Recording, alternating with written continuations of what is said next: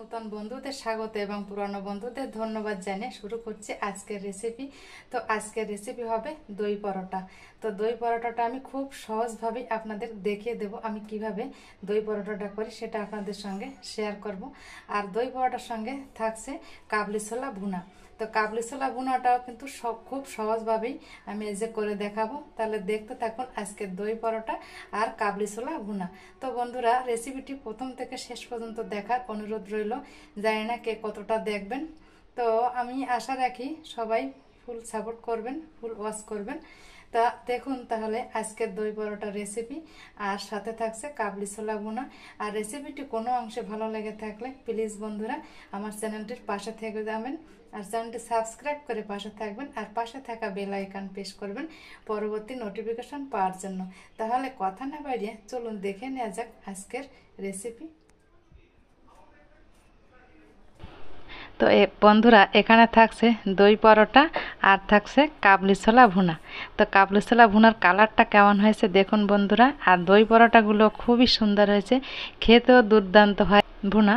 তো দেখুন আমি কিভাবে আজকে এই রেসিপিটা করি, সম্পূর্ণ একটু অন্যরকমভাবে আজকে রেসিপিটা করব। তা দেখতে থাকুন, সঙ্গে থাকুন। এক বাটি দই নিয়েছি, আর এখানে নিয়েছি বেকিং সোডা, বেকিং পাউডার আর চিনি। তাহলে দেখতে থাকুন আজকের দই পরোটা। তো প্রথমে আমি এই যে দইটা একটা পাত্রে নিয়ে নিব, আমি একটা গামলিতে নিয়ে নেব দইটা। দেখুন দইটা দিয়ে দেব, আর আমি দিয়ে দেব বেকিং সোডা। এই দেখুন বেকিং সোডা দিতে হবে, অল্প পরিমাণ বেকিং সোডা দিয়ে দেব, 1 চামচের 4 ভাগেরও 1 ভাগ। এই দেখুন দিয়ে দিলাম বেকিং সোডা, এটা কিন্তু বেকিং সোডা। আর এটা আছে বেকিং পাউডার, এটা কিন্তু খেয়াল রাখতে হবে, এটা আছে বেকিং পাউডার। তো বেকিং পাউডারটা আমি বেকিং সোডার চেয়ে একটু বেশি দেব।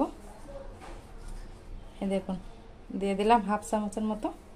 আর এখানে নিয়েছি আমি চিনি, তো এখান থেকে আমি চিনিটা দিয়ে দেব 1/2 চামচের মতো। তো দইয়ের ভিতর সমস্ত উপকরণ তো দিয়ে এবার ভালো করে ফেটিয়ে নিতে হবে। দেখুন ফেটিয়ে নিয়েছি। তো যে বাটির আমি দই নিয়েছিলাম ওই বাটিরই আমি নিয়ে নেব ময়দা। তো ওই বাটিরই ময়দা নিতে হবে 2 বাটি। 1 বাটি যদি দই নিই তাহলে 2 বাটি ময়দা, তার ডাবল নিতে হবে ময়দা। এটা মাথায় রাখতে হবে, তাহলে রেসিপিটা ঠিকঠাক হবে। এই দেখুন, তো এখানে আমি ময়দা নিয়ে নিব। তা দেখতে থাকুন। তো আমার প্রথমে বাটিতে একটু অল্প নেওয়া হয়েছিল, এবার দিয়ে দিলাম।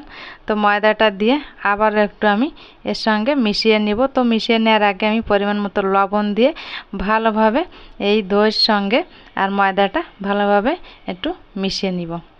তো হাত দিয়ে এভাবে একটু মাখিয়ে নিতে হবে। এই কাজটা হাত দিয়ে করলে খুবই ভালো হয় আমি মনে করি। তো হাত দিয়ে আমি নিব মাখিয়ে। আর এই দইয়ের বাটি ধোয়া অল্প পরিমাণ জল দেবো, আমি কিন্তু আগে কোনো জল দেব না, আগে ভালোভাবে দইয়ের সঙ্গে মিশিয়ে নিব। তারপরে জল কেমনটা লাগে, খুব অল্প পরিমাণ লাগবে। তো অল্প পরিমাণ দিয়ে একটা ডো বানিয়ে নিলাম। দেখুন একটা ডো বানিয়ে নেওয়া হয়েছে। তো এবার আমি অল্প পরিমাণ দিয়ে দিব সাদা তেল, 1 চামচের মতন সাদা তেল দিয়ে আবার একটু আমি এটাকে মাখিয়ে নেব। যত ঠেসে ঠেসে মাখা হবে ততই কিন্তু দই পরোটা সুন্দর হবে। তো আমি হাত দিয়ে এভাবে একটু ঠেসে ঠেসে মাখিয়ে নিব। এই দেখুন, তো মাখিয়ে নেওয়া হলে তার উপর থেকে আমি আবার একটু 1 চামচের মতো সাদা তেল মাখিয়ে রাখবো। তাহলে কি হবে, উপর থেকে শক্ত হবে না ডোটা। এভাবে আমি রেখে দিব 20 মিনিটের জন্য। তো আবার আমি এই তেলটা দিয়ে হাত দিয়ে আবার একটু ভালোভাবে মাখিয়ে এটাকে 20 মিনিটের জন্য ঢেকে রাখবো। তো ফিরে আসছি 20 মিনিট পর, আর এদিকে আমি বাকি কাজটা করে নিব। তো এই দেখুন এই হচ্ছে সেই কাবলি ছোলা। তো কাবলি ছোলাটাকে আমি সারা রাত ভিজিয়ে রেখেছিলাম। তো দেখুন কত সুন্দর ফুলে উঠেছে ছোলাগুলো। তো পরিষ্কার জল দিয়ে এটাকে বারবার ধুয়ে নিতে হবে, খুব বেশি একটা ময়লা থাকে না কাবলি ছোলায়। তো 2 থেকে 3 বার ধুলেই হবে।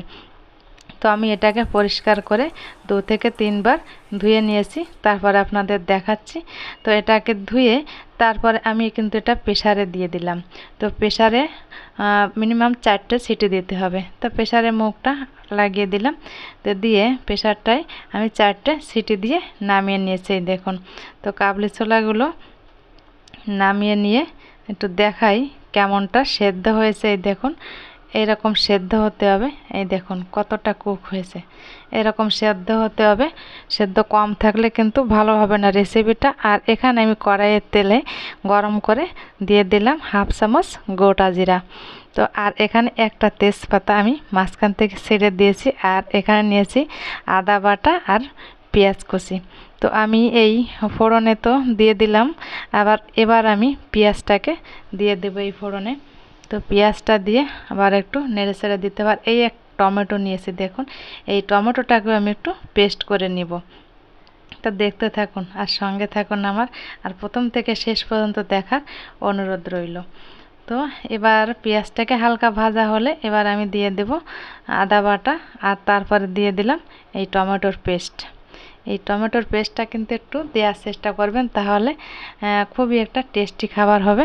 আর এবার আমি দিয়ে দিলাম হলুদ গুঁড়া, দিয়ে আবার একটু খুন্তি দিয়ে নেড়ে চেড়ে দিতে হবে। আর দিয়ে দিব লঙ্কা। তো শুকনো লঙ্কার গুঁড়ো আমি ছোটো চামচে 2 চামচ দিয়েছি। আর এখানে 1 চামচ মতন জিরার গুঁড়া দিলাম। আর এখানে একটু চিনি দিতে হবে, 1/2 চামচ মতন চিনিটা দিয়েছি। চিনিটা দিলে স্বাদটা কিন্তু আর একটু বেড়ে যাবে। আর পরিমাণ মতো লবণ তো অবশ্যই দিতে হবে। তো লবণ দিয়ে এবার আমি আবার একটু কষিয়ে নিব। তো বন্ধুরা, কাবলি ছোলা সেদ্ধ করার সময় লবণ দিলে হয়, ওই সময় আমার মনে ছিল না। ওই সময় লবণটা দিলে এই সময় লবণটা একটু কম দিলে হতো, তো ওই সময় আমি দিইনি। এবার মশলাটা একটু কষিয়ে আমি একটু জল দিয়ে দিলাম। জল দিয়ে আবার একটু মশলাটাকে কিন্তু ভালোভাবে কষিয়ে নিতে হবে। মশলাটা কষানোই কিন্তু আসল ব্যাপার। মশলাটা যত ভালো কষানো হবে ততই কিন্তু ভালো হবে খেতে। আর এই দেখুন, এখানে এই যে কাবলি ছোলাগুলো আমি একটা বাটিতে নিয়ে নিয়েছিলাম। তো এবার ছোলাগুলো দিয়ে আবার মশলার সঙ্গে ভালোভাবে কষিয়ে নিতে হবে। ভালোভাবে না কষালে কিন্তু রেসিপিটা খুব বেশি একটা ভালো হবে না।